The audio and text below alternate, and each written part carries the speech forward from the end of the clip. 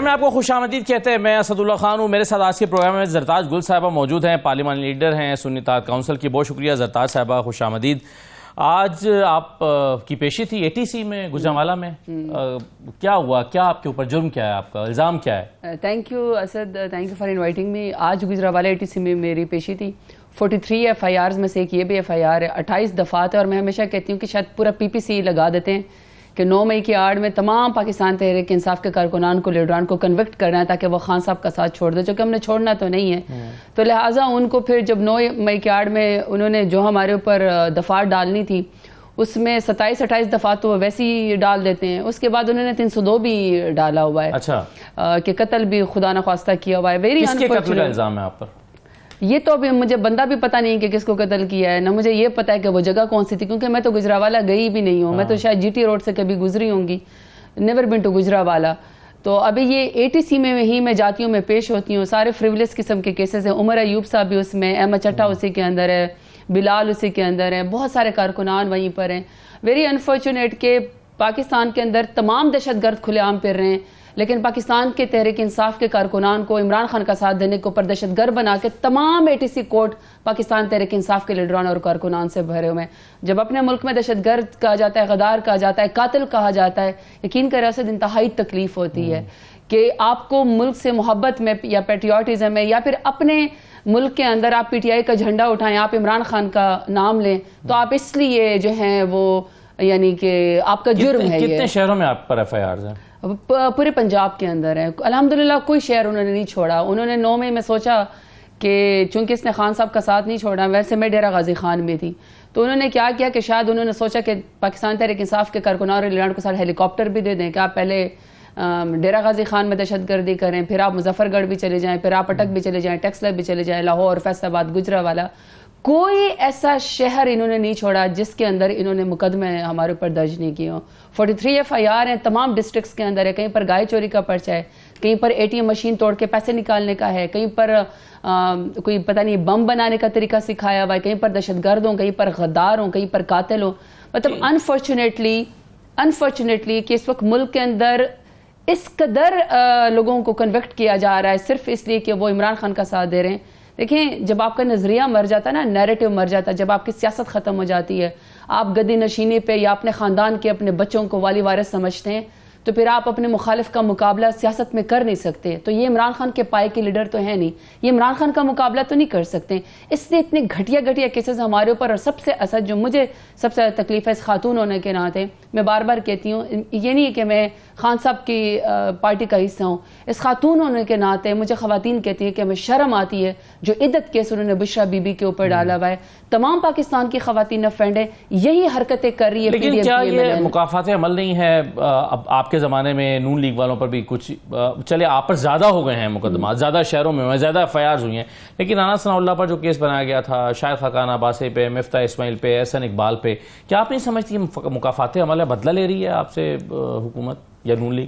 پھر اگر مکافات عمل ہے تو پھر تو یہ کہ وشیس سرکل ہے نا, یہ تو پھر حضرت آپ بھی آئیں گے, آپ بھی میں وہی کہہ رہا ہوں, کیا پھر اگر ہم نے یہی چلاتے رہنا, اور پھر ظلم کرنے کی سب سے بڑی دلیل یہ کہ چونکہ ہمارے اوپر پہلے بھی ظلم ہوا ہے, میرے خیال میں یہ سب سے غلط دلیل ہے. کہ آپ کے زمانے میں بھی غلط تھا جو ہو رہا تھا. نہیں, دیکھیں اسد, کچھ چیزوں کو مکس نہ کریں. اگر تو زیادتی ہوئی ہے تو پھر ضرور اس کے بارے میں بات کرنی چاہیے کہ زیادتی نہیں ہونی چاہیے, تو پولیٹیکل وکٹمائزیشن نہیں ہونی چاہیے. لیکن جو مقدمے انہوں نے خود بنائے ہیں, جو پیپلز پارٹی اور PMLN نے ایک دوسرے کو سڑکوں کے اوپر گھسیٹنا تھا, لڑکانہ کی سڑکوں کے اوپر گریبان یا پیٹ انہوں نے چاک کرنا تھا, پیسے نکلوانے تھے, اور اگر نواز شریف کا ساتھ دیں گے تو پھر اللہ بھی معاف نہیں کرے گا. اسی طریقے سے جو شہباز شریف کہتے تھے کہ پھر میرا نام بدل دینا اگر میں نے اس کو لڑکانہ کی سڑکوں پہ نہ گھسیٹا, تو وہ تو سارے کیسز انہوں نے دوسرے کے اوپر خود بنائے تھے. جہاں تک آتی ہے بات کے کیسز کی, فرض کرے آپ نے رانا ثناء اللہ کی بات کی, اگر رانا ثناء اللہ کے اوپر فریولس کیس تھا, بوگس کیس تھا, وہ ہمسیلف انٹیریئر منسٹر تھے, انہوں نے 2 سال جو پاکستان تحریک انصاف کے کارکنان اور لیڈران کے اوپر ظلم کیا اور خواتین کے اوپر جو ظلم کیا, کیا وہ ایک جو ہے وہ DG نارکوٹکس کو بلا کے یہ سوال نہیں کر سکتے تھے, ریٹن اپلیکیشن نہیں دے سکتے تھے, یا یہ کورٹ کے اندر یہ نہیں کر سکتے تھے کہ یہ جو میرے اوپر کیس تھا جو بھی ان کے اوپر ڈالا گیا تھا نارکوٹکس کا, 15 کلو ہیروئن, جی کہ یہ غلط ہے. اگر آپ اس کے اوپر چپ ہیں, then there is something fishy. لیکن اگر پولیٹیکل وکٹمائزیشن تھی ایکویٹل ہو گیا نا پھر اس میں جب وہ کیا بلا کے کہیں دیکھیں پھر بریت ہو گئی. چلو اس کے اوپر تو میں پھر وہی کہہ رہا نا کہ ان کو سوال کرنا چاہیے تھا. لیکن اگر ایکویٹل ہی ہونی ہے نا تو وہ تو کیا ہمیں نہیں پتا تھا. ابھی آپ اپنا ٹیکس کریں, آپ اپنے بینک سے پیسے نکلوائیں یا آپ کے بینک کے اندر کوئی ٹرانزیکشن آپ کو ابھی جو ہے وہ ٹیکسٹ آ جائے گا کہ یہ والی ٹرانزیکشن ہوئی.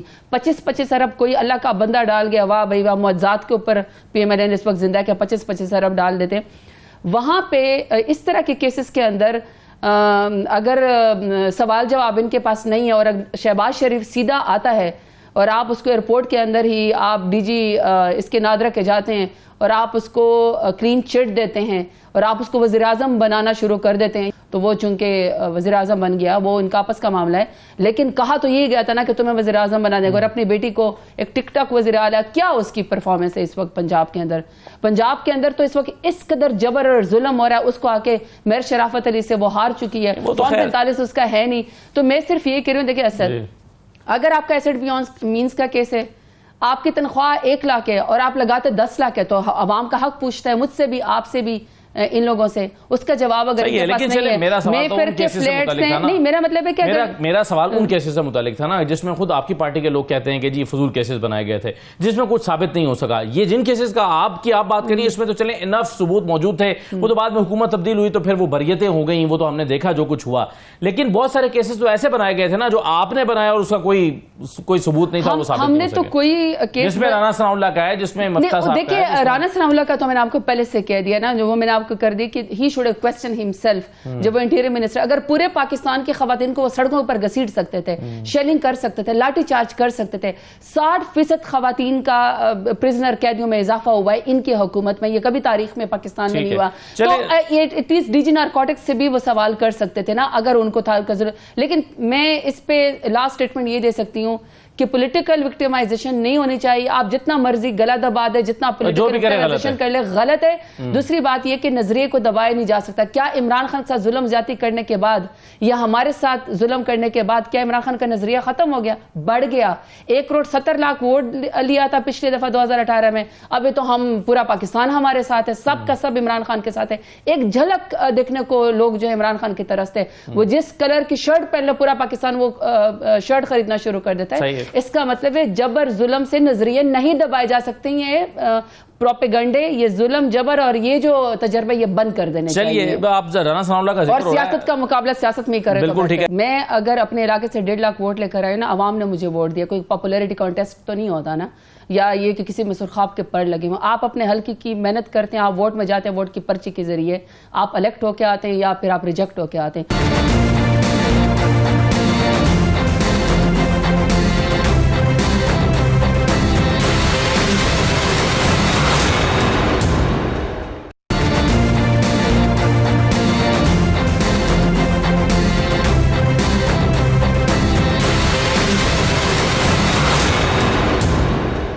ابھی آپ نے جلسہ رکھا 6 جولائی کو, اچھا, لیکن اس کا نوٹس چلے, اس کا نوٹیفیکیشن کینسل ہو گیا. لیکن پارٹی کے اندر ایک رائے موجود ہے نا آپ کی جماعت میں کہ اس کے باوجود جلسہ کرنا چاہیے, اگر آپ کو اجازت نامہ نہ مل رہا ہو تب بھی جلسہ کرنا چاہیے. اسد یہ تو حقیقت ہے نا کہ پاکستان تحریک انصاف کے پاس اسٹریٹ پاور ہے, سب سے زیادہ ووٹر بھی ہمارے, ورکر بھی ہمارے ہیں, اور جتنے سخت جان ہیں کہ اتنے فسطائد اور جبر کے باوجود بھی وہ خان صاحب کا ساتھ نہیں چھوڑے. تو یہ تو اب حقیقت ہے کہ عمران خان ہی پاکستان کے سب سے بڑے لیڈر ہیں. وہ جب بھی کال دیں گے لاکھوں لوگ موجود ہوں گے. جہاں تک ترنول جلسے کی بات ہوئی ہے تو بڑی مذاکرہ خیز بات ہے. اس کا تو سوال پی ایم ایل این سے بنتا ہے کہ اگر فرض کر لیتے ہماری پارٹی ختم ہو گئی ہے, فرض کریں ان کا 9 مئی کا بیانیہ ٹھیک اور ہمارا 9 مئی کا بیانیہ غلط ہے, تو پھر تو کھلے ہم اجازت دیں. خود تو یہ 20 لوگوں میں پی ایم ایل این والے نہیں نکل سکتے کیونکہ یہ فارم 47 کی پیداوار ہے, ان کی پذیرائی نہیں ہے, ڈرتے ہیں عوام میں جانے سے پہلے, یہ جا ہی نہیں سکتے ہیں. ہم اپنے ارد گرد لوگوں کو دیکھتے ہیں, وزیروں مشیروں کو جن کو فارم 47 کے ذریعے بنایا گئے کہ شاید ڈیرہ غازی خان آ جائیں, شاید یہ لیا آ جائے, شاید یہ پنجاب لگے, نہیں جا سکتے.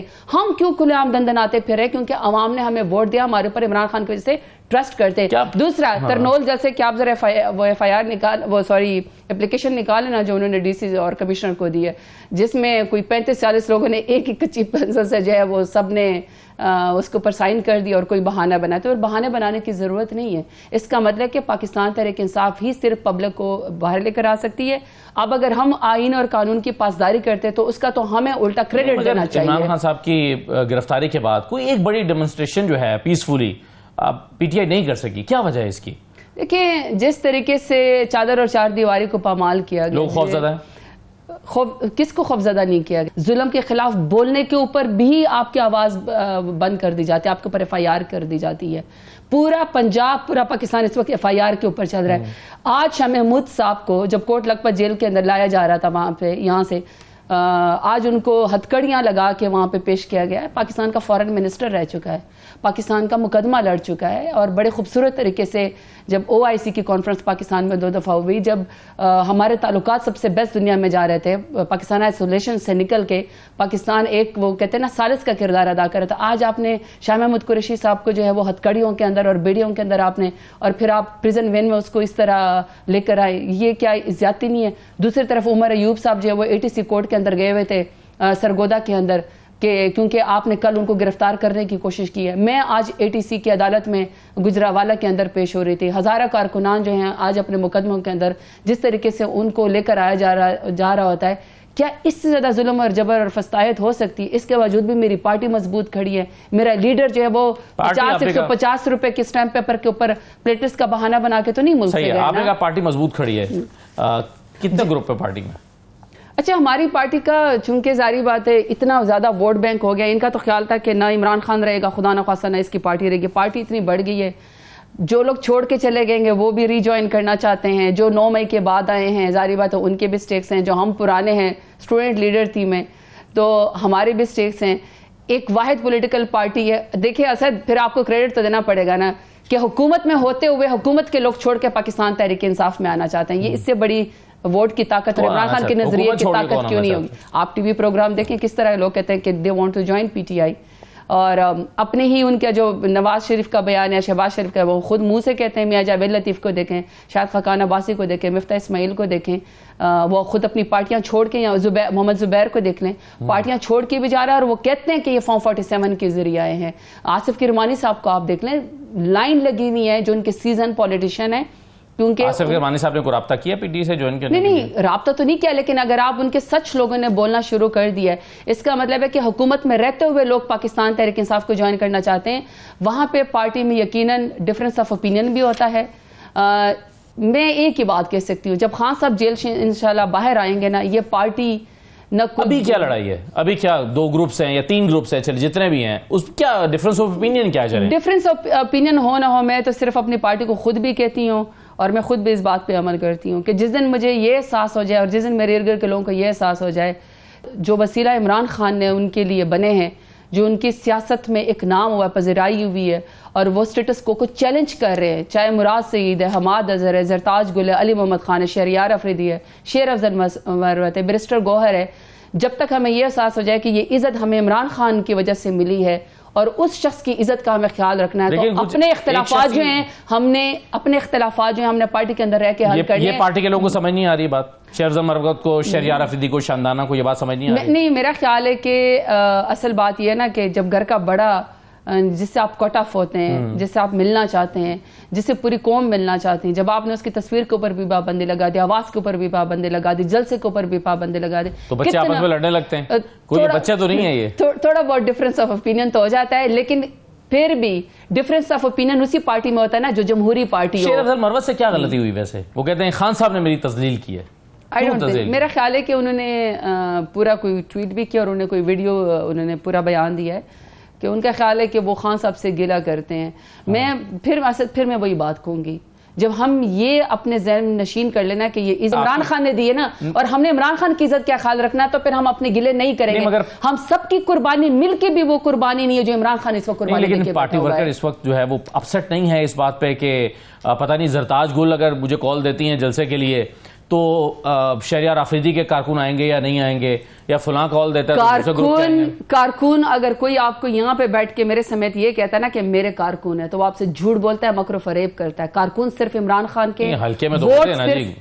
اور اسد, ہمیں تو عزت ہی عمران خان کی وجہ سے لوگ دیتے ہیں کہ ہم نے خان سے وفاداری کی, ہم نے خان صاحب کے نام پہ ووٹ لیا ہے. ہم نے کون سا بلے کے نشان کے اوپر اب تو ووٹ لیا ہے؟ مطلب آسان تر دیہاتی علاقوں میں چمٹے کا ووٹ, جوتے کا ووٹ, اناناس کا ووٹ, کھجور کا ووٹ عمران خان کے نام پہ ہم نے ووٹ لیا ہے. لیکن انڈیویجول کی کوئی امپورٹنس تو پھر بھی ہوتی ہے نا. شیر افضل مروت نے کتنے بڑے بڑے جلسے کیے, کراؤڈ پولر بھی ثابت ہوئے, لوگوں کو نکالا بھی انہوں نے. آخر کوئی اس بیچارے کی بھی تو کوئی حیثیت ہے یا نہیں ہے؟ سب کی حیثیت ہے, سب کو سنا جاتا ہے, اس لیے وہ ممبر آف نیشنل اسمبلی بھی بن گئے ہیں. ہم سب عمران خان کے نام پہ ووٹ آئے ہیں. میرا ذاتی ایک ووٹ بھی نہیں ہے, سارا ووٹ عمران خان کا ہے. اچیومنٹ ہے وہ عمران خان کی وجہ سے. اگر میں اپنی ذاتی رنجش کو اور اپنی ذاتی گلے کو نہیں بھولنا چاہتی ہوں تو یہ میری ذاتی ہے. یہ عمران خان کے کاز کو نقصان پہنچے گا. عمران خان کی جو اور ان کی بیگم صاحبہ کی, ان کی بہنوں کی اور تمام لیڈران جو اس وقت اسیر ہے, جو ان کی قربانی وہ مل کے ہم سے بڑی ہے. میرے خیال میں کہ یہ گلے شکوے کا وقت ہی نہیں ہے. اور آپ کو کوئی گروپنگ نظر نہیں آئے گی, ڈیفرنس آف اوپینین آپ کو اس لیے نظر آئے گا, اس کی وجہ یہ کہ ہماری پارٹی جدید پشتی پارٹی گدی نشینی والی تو ہے نہیں. ڈیفرنس آف اوپینین بھی ہوتا ہے, لیکن آپ نے جو ورکر کی بات کی ہے, ابھی ورکر کی زرتاج گل سے لڑائی ہوگی, شیر افضل مروت سے ہوگی, علی محمد خان سے ہوگی, بیرسٹر گول عمر ایوب سے ہوگی, لیکن عمران خان سے کوئی لڑائی نہیں ہے. عمران خان کے اوپر وہ لبیک کہتے ہیں. ایک آواز عمران خان دیں گے. فواد چودھری کے بارے میں کیا خیال ہے آپ کا؟ پارٹی میں واپس آنا چاہیے؟ میں آپ کو بات دیتا ہوں, وہی پھر اگین اسد, جب خان صاحب نے یہ بات ڈیسیجن کر لی کہ میں کیس ٹو کیس دیتا ہوں, I have no prerogative, I have no authority. تو پھر رؤف حسن نے سیکرٹری اطلاعات ہوتے ہوئے کیوں بیان دیا کہ جی فیصلہ ہو گیا کور کمیٹی میں, کوئی فواد چودھری کو واپس نہیں لیا جائے گا؟ نہیں, کور کمیٹی میں ساتھ انہوں نے خود رؤف حسن صاحب نے یہ بھی کہا ہے نا, وہ جو آپ کور کمیٹی کا بیان ہے دیکھو, اس میں یہ بھی لکھا ہوا ہے کہ کیس ٹو کیس پھر خان صاحب نہیں, خان صاحب کیس ٹو کیس اب دیکھیں گے. تو رؤف حسن پھر کس حیثیت میں بیان دے رہے ہیں کہ فواد چودھری کو واپس نہیں لیا جائے گا, فیصلہ کر لیا ہم نے؟ ٹھیک ہے, وہ انفارمیشن سیکٹری ہے نا. دیکھیں فواد چودھری صاحب کو بھی تو تھوڑا وہ ہونا چاہیے, بالکل کرنا چاہیے, لیکن کیا ان کے پاس یہ اختیار ہے کہ وہ اس طرح کا بیان دیں؟ دیکھیں اس وقت تو رؤف حسن صاحب نے جس طریقے سے پارٹی کے موقف کو ڈٹ کے بیان کیا ہے, جس طریقے سے ان کو پر حملہ کیا گیا تھا, خدا نخواستہ وہ بھی بہت بڑا نقصان ہو سکتا تھا. یہ تو اللہ نے ان کو بچایا, جس طریقے سے جیرے بلیڈوں کے ذریعے ان کو پر حملہ کروایا گیا اور آج تک وہ پکڑے بھی نہیں گئے. ہمیں تو نکال کے زبردستی جیو فینسنگ کے ذریعے ہمیں تو دہشت گردی کی اس میں عدالتوں میں اور مقدمہ میں ڈالا جاتا ہے. یہ بھی کہا کہ وہ 7.5 لاکھ روپے تنخواہ لیتے ہیں پارٹی سے, ایسی بات ہے؟ پارٹی سے تنخواہ لے رہے ہیں؟ میرا نہیں خیال. اس پارٹی میں تو تقریباً تمام لوگ ہی والنٹیئرز ہیں. تمام صاحب تنخواہ نہیں لے رہے پارٹی سیکرٹری؟ آپ چیک کیجئے گا. ویسے میری ایسی کوئی انفارمیشن نہیں ہے. اور اس نے رؤف حسن صاحب نے پارٹی کے موقف کو ڈٹ کے بیان کیا ہے, ان کو پر حملہ بھی ہو چکا ہے. بہت بہادر انسان ہے. جہاں تک فواد چودھری کی بات ہے, کوئی کمپیریزن نہیں ہے. فواد چودھری صاحب کا کیس ہوگا یا کسی اور کا کیس ہوگا, مجھے پتا ہے کہ بہت سارے لوگ آزمائش سے گزرے ہیں اور ان کو نظریہ چھوڑنا پڑا, لیکن کسی کا بھی دل کہیں اور نہیں لگ رہا اور عزت پذیرائی. اگر خان صاحب پارٹی سے مشورہ مانگتے ہیں, زرتاج گل سے مشورہ مانگتے ہیں فواد چودھری کو واپس آنا چاہیے, زرتاج گل کی کیا رائے ہوگی؟ ابھی تو میری بہت ساری رائے رہتی ہے. ابھی تو میں نے خان صاحب سے ملنا ہے, ابھی تو میں نے خان صاحب کو بتانا ہے کہ آپ کے نام پہ دوبارہ مجھے ووٹ ملا ہے. ڈیرہ غازی خان کے لوگوں نے کیسی وفا کی ہے, خان صاحب کو میں نے ابھی یہ بتانا ہے. ابھی تو یہ بہت چیزیں آئیں گے, یہ تو ابھی سول پروگیٹو خان صاحب کا. خان صاحب ڈیسیجن کریں گے, ہم لبیک کہیں گے, اپنا اوپینین ضرور دیں گے. بین ہونے جا رہی ہے؟ کون بین کرے گا؟ اس پارٹی کو ختم کرنے کی جتنی حکومت نے کوشش کی, پی ڈی ایم نے کوشش کی, اپنے منہ کی کھائی ہے نا. عمران خان کا نظریہ قید نہیں ہو سکتا. چلیے, بہت شکریہ زرتاج گل صاحبہ پروگرام میں شرکت کرنے کے لیے. ہمارے ساتھ زرتاج گل موجود تھی. ایک بریک لیتے ہیں ناظرین, بریک کے بعد واپس آتے ہیں.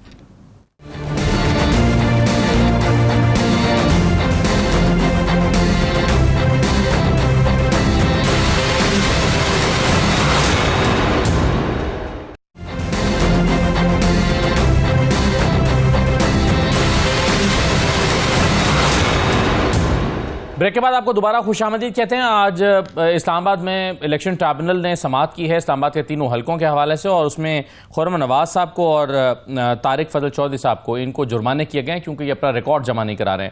آپ جانتے ہیں اب اس اسلام آباد کے 3 حلقوں کی ایک ہسٹری بن گئی ہے. یعنی پہلے جہانگیری صاحب سن رہے تھے, جرمانہ ہوا تھا, پھر الیکشن کمیشن کے پاس چلے گئے, وہاں پر ان کا ٹرائبونل تبدیل کرنے کی درخواست پر سنا گیا, پھر فیصلہ آیا, پھر ٹرائبونل تبدیل ہوا, پھر اس کے بعد اسلام آباد ہائی کورٹ نے روک دیا اور پھر دوبارہ سے یہ ٹرائبونل بحال بحال ہوا اور پھر سماعت ہو رہی ہے اور آج پھر جرمانہ ہو گیا.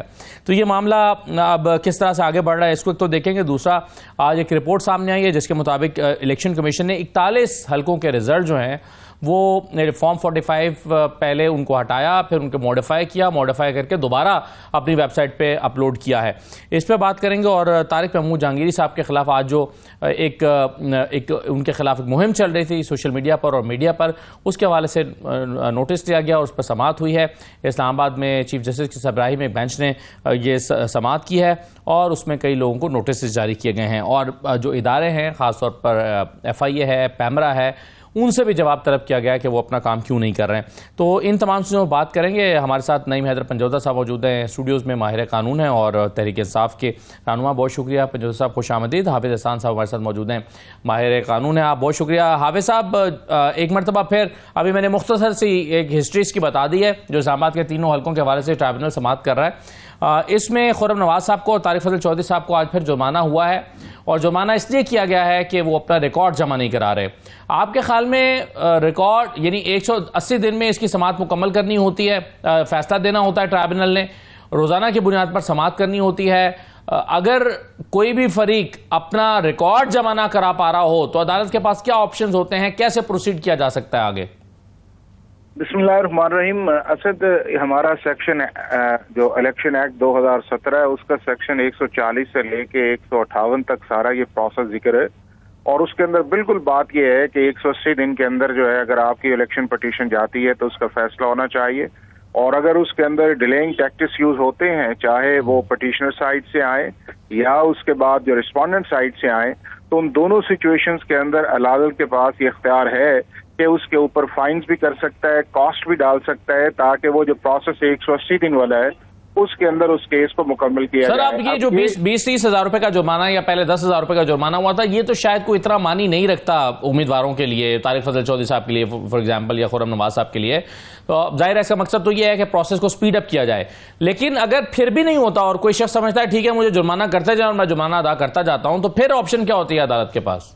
نہیں, اس کے بعد یہ ہے کہ یہ جو آپ کو فائن نظر بھی آ رہا ہے یا اس کو کاسٹ کہیں گے, جو عدالت کاسٹ ڈالتی ہے کہ آپ کو ایک آرڈر کیا گیا, آپ اس آرڈر کو کمپلائی ود نہیں کیا, تو اس کے اندر ہوتا تو ایک ٹوکن کے طور پہ, بٹ اس کا بڑا سیریس لیگل ریپرکشنز اس کے اندر آتے ہیں. اور الٹیمیٹلی یہ ہے کہ پھر اگر آپ ان چیزوں کے اوپر فالو نہیں کرتے, چونکہ بنیادی طور پہ یہ ایک ٹرائل کا معاملہ ہے اور اس ٹرائل کے اندر جو ایویڈنس ہے اس کا ریکارڈ ہونا, اس کے پاس کراس ایگزامینیشن ہے, وہ ایک پروسیس ہے. اگر یہ ٹرائل کی طرح یہ الیکشن ٹریبیونل نہ ہوتا تو جج صاحب کے پاس یہ آپشن تھا کہ اس چیز کو ایکس پارٹی جو ہے وہ ڈیسائیڈ کر دیتے. کیونکہ اب اس کے اندر یہ ہے کہ ایک پٹیشن آئی ہے, اس کے اندر سرٹن فیکٹس ہیں اور سرٹن فیکٹس کے لیے ان کی ایویڈنس ہے اور اس ایویڈنس کے لیے اپرچونٹی کا ہونا جو ہے وہ بڑا امپورٹنٹ ہے. تو میرا خیال یہ ہے کہ عدالت جو ہے وہ اس ٹائم کو دے رہی ہے کہ آپ اس کو کمپلائی وتھ کریں, اور اگر آپ کمپلائی وتھ نہیں کرتے پھر عدالت جو ہے وہ آپ کا جو رائٹ آف ڈیفینس ہے اس کو کلوز کر دیتی ہے اور پھر ایک پروسیڈنگز جو ہے وہ چلاتی ہے اور اس کے بعد ایک آرڈر جو ہے وہ کر دیا جاتا ہے. اور یہی ہماری پاکستان کی جتنی بھی ریگولر ٹرائل کورٹس ہیں ان کا یہی ایک سٹینڈرڈ پروسیس ہے. صحیح ہے. تو آپ سمجھتے ہیں کہ اس کیس میں جو جواب ہے وہ دوبارہ جمع کرانا ہی چاہیے طارق فضل چودھری صاحب کو, خرم نواز صاحب کو, ورنہ ریپرکشنز ہو سکتے ہیں؟ نہیں, بالکل کروانا چاہیے, چونکہ پھر اگر نہیں کروائیں گے تو آپ کا جو ڈیفینس ہے وہ اسٹرک آف کر دیا جائے گا, اور اسٹرک آف کر دیا جائے گا تو پھر عدالت نے اپنا کام تو چلانا ہے. ہاں یہ ہے کہ اگر آپ جواب دیں, اس جواب کے اندر جو ہے جو ایشوز آئیں ان ایشوز کے اوپر جو ہے آپ ایویڈنس لے کے آئیں, اور ان ایویڈنس کے بعد جو ہے اگر آپ کا کراس ایگزامینیشن ہے یا آپ کی اور بھی کوئی ایویڈنس آپ دینا چاہتے ہیں بالکل دینا چاہیے. لیکن عدالت کے اس پروسیس کو اس طرح جو ہے میرا خیال ہے کہ ڈیفائنس موڈ کے اندر جانا جو ہے یہ ان دونوں کینڈیڈیٹس کے لیے مناسب نہیں ہے. اور اگر اس کو چیلنج بھی کرتے ہیں کسی, کیونکہ اگر اس کا کوئی بھی آرڈر جو ہے وہ جائے گا سپریم کورٹ آف پاکستان کے اندر تو وہاں بھی جو ریلیف کے چانسز ہیں وہ بالکل کم ہے, کیونکہ کانڈکٹ آف پارٹیز جو ہے بڑا کاؤنٹ کرتی ہے. بالکل صحیح. پنجوتا صاحب, یہ آپ جانتے ہیں کہ آرڈیننس آیا تھا, ٹرائبیونل چینج ہو گیا, پھر اس آرڈیننس کو معطل کیا گیا, پھر یہ واپس آ گیا ہے. اب آپ جانتے ہیں کہ اس پر ایکٹ بن گیا ہے اور آرڈیننس کی بات نہیں رہی, اب تو اسمبلی سے اور پھر سینٹ سے منظور ہو گیا. اب آپ کیسے دیکھ رہے ہیں, آپ کے خیال میں آپ کو کیا لگ رہا ہے کہ یہ بینچ جو جاری رہے گا یا قانون کے مطابق پھر جو ہے وہ یعنی یہ ٹرائبیونل جاری رہے گا, یا آپ کے خیال میں پھر ٹرائبیونل کی تبدیلی نئے ٹرائبیونلز بن جائیں گے؟ دیکھیں بہت شکریہ, بڑی نوازش آپ نے موقع دیا اسد بھائی. پہلی بات تو یہ ہے کہ یہ جس طرح سے آرڈیننس لایا گیا اور جس طرح سے ایکٹ پاس کیا گیا, یہ سارا معاملہ پوری دنیا دیکھ رہی ہے کہ صرف اور صرف جو دھاندلی کی گئی تھی اس کے اوپر پردہ ڈالنے کے لیے یہ سارا کیا گیا. اب جو آج کی سماعت بھی ہوئی ہے یا ٹرائیبیونل جس طرح سے کام کر رہا ہے وہ یہ کہہ رہے ہیں کہ فارم 45 لے کر آ جائیں. ٹھیک ہے, آپ نے فارم 45 کا ذکر کیا. آج ایک ڈان کی رپورٹ کے مطابق حافظ صاحب 41 حلقے جو ہیں اس کے الیکشن کمیشن نے فارم 45 اپنی ویب سائٹ سے ہٹا کر پھر ان کو ماڈیفائی کر کے ریزلٹس کو تبدیل کر کے یا ماڈیفائی کر کے یا اپڈیٹ کر کے, چلے میں تبدیل نہیں کہتا, اس کے بعد دوبارہ انہوں نے اپلوڈ کیا. تو یہ بتائیے کہ الیکشن کمیشن, یہ غیر معمولی بات ہے کہ آپ ایک دفعہ ایک فارم اپلوڈ کر دیں, پھر اس کو ہٹائیں اور اس میں ماڈیفائی کریں اور پھر اس کو اپلوڈ کیا جائے. آپ کے خیال میں یہ کتنا ایک سیریس کیس ہو سکتا ہے الیکشن کمیشن کے اگینسٹ, اور یہ آپ کے خیال میں کوئی غیر معمولی بات ہے؟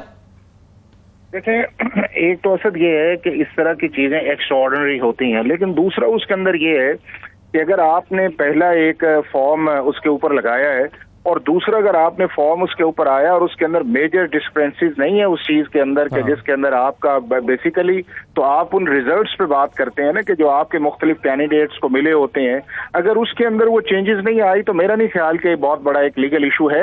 لیکن چونکہ ایک چیز پن پوائنٹ کی گئی ہے اور ایک آج بڑی سٹوری آئی ہے, فرنٹ پیج کی سٹوری آئی ہے, تو ڈیفینیٹلی ایک الیکشن کمیشن کو موقع ہے کہ اس چیز کو ایکسپلین کرے کہ اگر یہ ڈان کی سٹوری آئی ہے تو اس کے اندر کس حد تک جو ہے وہ کنٹینٹس اس کے ٹھیک ہیں, یا کس حد تک جو ہے انہوں نے اس کو ماڈیفائی کیا ہے. اور میرا نہیں خیال کہ جو اس کے ریزلٹس ہیں اس کے اندر کوئی چینجز آئی ہوگی, صرف اور ہو سکتا ہے کہ سیریل وائز یا پولنگ اسٹیشن وائز کوئی چیزیں ایسی آئیں گی, کیونکہ یہ ممکن ہی نہیں ہے کہ اگر آپ نے الیکشن کمیشن آف پاکستان نے ایک فارم 45 جو ہے اس کو اپلوڈ کر دیا اور اس کے بعد پھر انہوں نے کیا, چونکہ جتنے بھی فارم 45 ہیں ڈیفینیٹلی چاہے وہ دوسرے کینڈیڈیٹس کے پاس ہیں جو وہ کہتے ہیں کہ ہمارے اصل ہیں, اور ایک وہ ہیں جو 45 الیکشن کمیشن آف پاکستان کی ویب سائٹ پہ ہیں, تو جو ویب سائٹ پہ بھی ہیں ڈیفینیٹلی کینڈیڈیٹس ہیں اس کو ڈاؤن لوڈ کیا ہوگا اور اس کے اندر اگر وہ چیزیں میجر چینجز میرا خیال ہے ساری چیزوں کا پتہ چل جائے گا. صاحب اس سے پہلے ایک رپورٹ پتن کی بھی آئی تھی, آپ کے خیال میں یہ آپ کی جو کیسز مختلف عدالتوں میں ہیں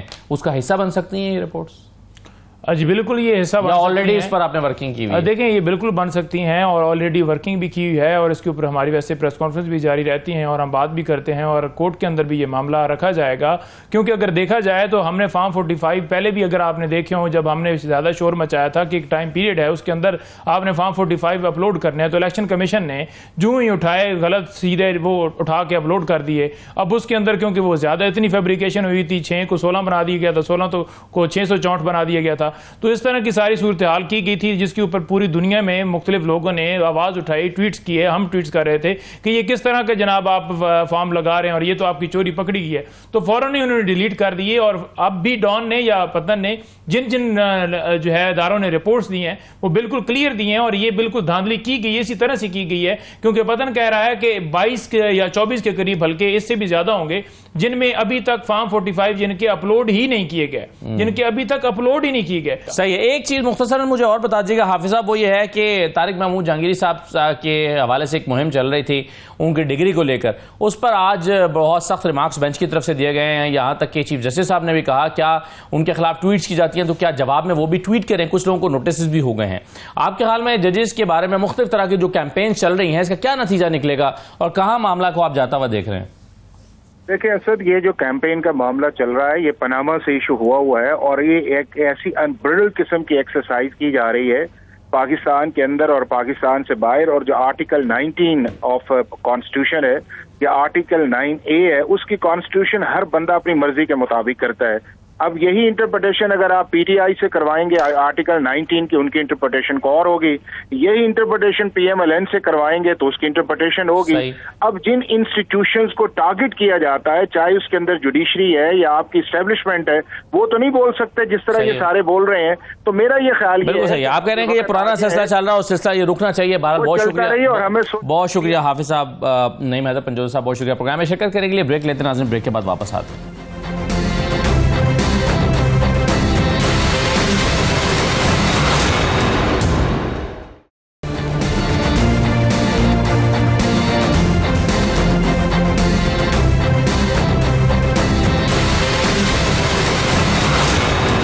بعد آپ کو دوبارہ خوش آمدید کہتے ہیں. ہمارے ساتھ طاہر خان صاحب موجود ہیں جو افغان امور کے ماہر ہیں. بہت شکریہ طاہر خان صاحب, خوش آمدید. طاہر صاحب, افغانستان اور بھارت کے جو ریلیشن شپ ہے اس کو آپ کس طرح سے دیکھتے ہیں؟ ان تعلقات میں آپ کے خیال میں کوئی اخلاص دکھائی دیتا ہے؟ بہت شکریہ مجھے دعوت دینے کی.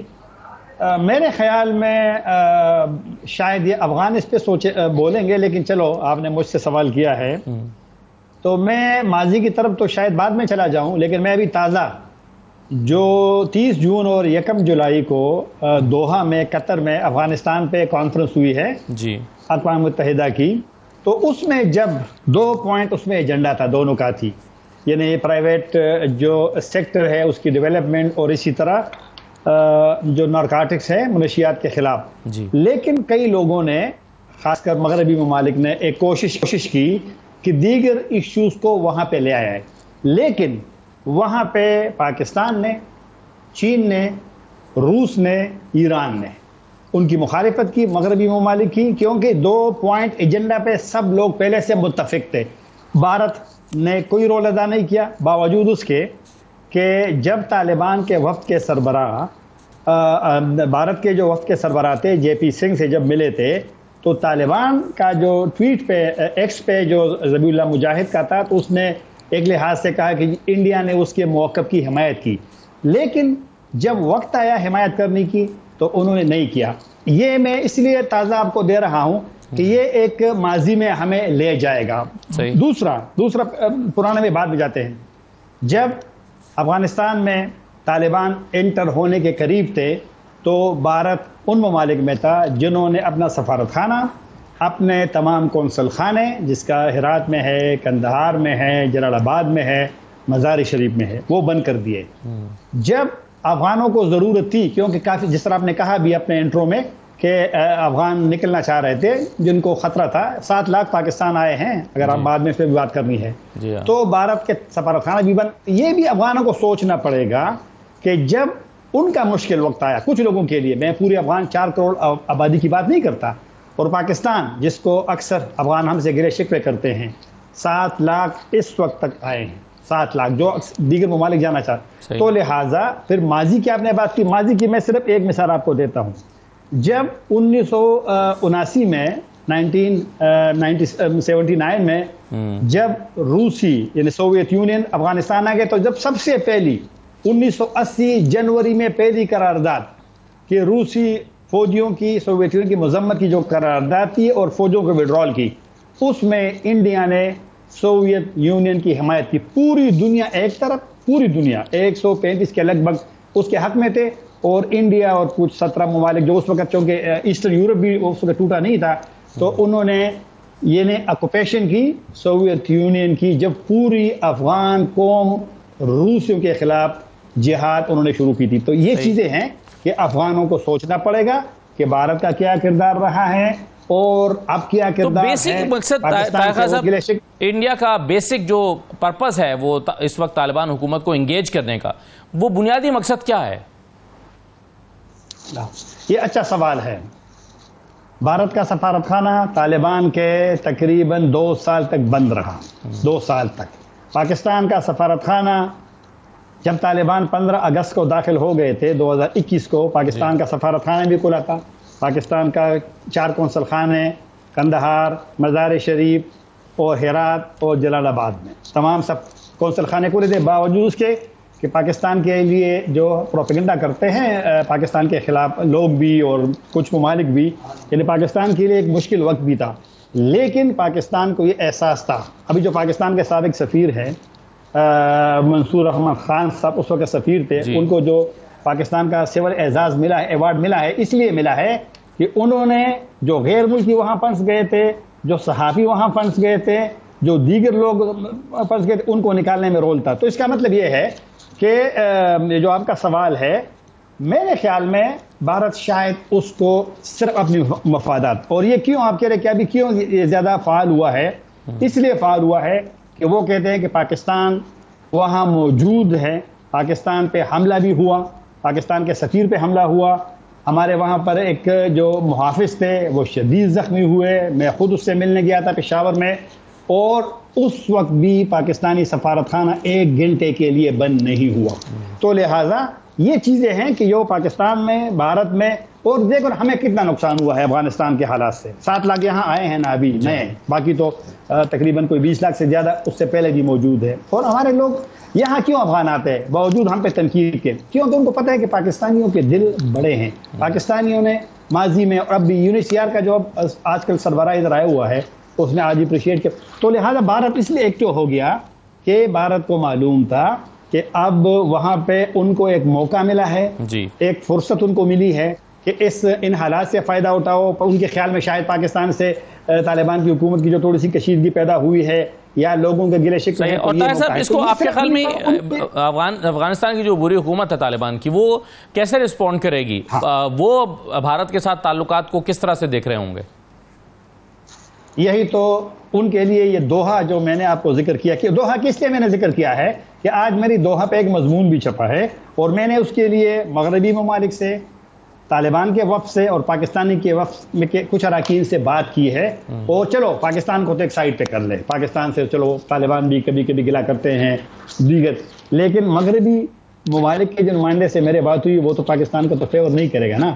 یا افغان طالبان کو تو ہم سے گلے شکوے بھی ہے نا. افغان طالبان نے اگر پاکستانی سفیر کی دعوت قبول کی ہے وہاں پہ کھانے کی، کسی نے اتنی وہ نہیں رسپیکٹ نہیں دی ہے. لہٰذا افغان طالبان کو سوچنا پڑے گا کہ ان کا دوست کون ہے، ان کا دشمن کون ہے. پاکستان جتنا متاثر ہوا، میں سابق وزیر اعظم حکمت یار سے جب ملا اس نے مجھے خود کہا، حالانکہ وہاں پر پاکستان کا نام کچھ لوگوں کے لیے مشکل ہے لینا، اس نے مجھے کہا کہ افغانستان کے علاوہ افغانستان کے گزشتہ 40 سال کے حالات سے سب سے زیادہ نقصان پڑوسی ممالک میں پاکستان کا ہوا ہے. یہ ایک افغان سابق وزیر اعظم حزب اسلامی کے سربراہ کا مطلب کہ ان کا موقف ہے. تو لہٰذا افغان طالبان کو سوچنا پڑے گا کہ پاکستان نے کبھی اپنی مفادات، ٹھیک ہے ہم سے گلے شکوے ہوتے ہیں لیکن کبھی مفادات کا کام نہیں کیا. ہم لوگ کہتے ہیں کہ یہ اپنے مفادات ہے، یہ ہے وہ ہے. آج میں آپ آج کی تازہ خبر بتاتا ہوں. کل افغانستان کی جو سرکاری میڈیا ہے ان سے ایک خبر آئی ہے کہ جو صوبہ کنڑ ہے، مشرقی صوبہ، اس سے بھارت کو پاکستان کے راستے ان کے کافی سارے یعنی برآمدات ہوئے ہیں. غالباً پیاز کا تھا تھوڑا سا، میں وہ، لیکن یہ کل کی بات ہے. افغان اپنی سرکاری میڈیا کے، پاکستان کا بھارت کے ساتھ تجارت نہیں ہو رہی ہے 2019 کے بعد، لیکن ہم نے افغانوں کو چھوڑا ہے کہ آپ پاکستان کے راستے سے بھی ہندوستان کو اپنا. لہٰذا یہ ان پہ ہے، افغان عوام پہ ہے، طالبان حکومت پہ ہے کہ آپ ہم سے تو گلے شکوے کرتے ہیں، ہماری تشویش کو بھی دیکھیں کہ ہماری تشویش میں کوئی دلیل ہے، کوئی وقت ہے، کوئی لہٰذا ان کو سوچنا پڑے گا کہ آپ کا دوست و دشمن کون ہے. ٹھیک ہے، بہت شکریہ طاہر خان صاحب، بہت شکریہ پروگرام میں شرکت کرنے کے لیے. ایک پورا پرسپیکٹو دے رہے تھے افغانستان کی حکومت اور بھارت کے ساتھ جو تعلقات ہیں، بھارت اس وقت کیا چاہ رہا ہے، افغانستان کو کیا سوچنا چاہیے، کیا چیزیں اس کے پیش نظر رہنی چاہیے. یہ آج کا پروگرام تھا. ناظرین اجازت دیجیے، اللہ حافظ.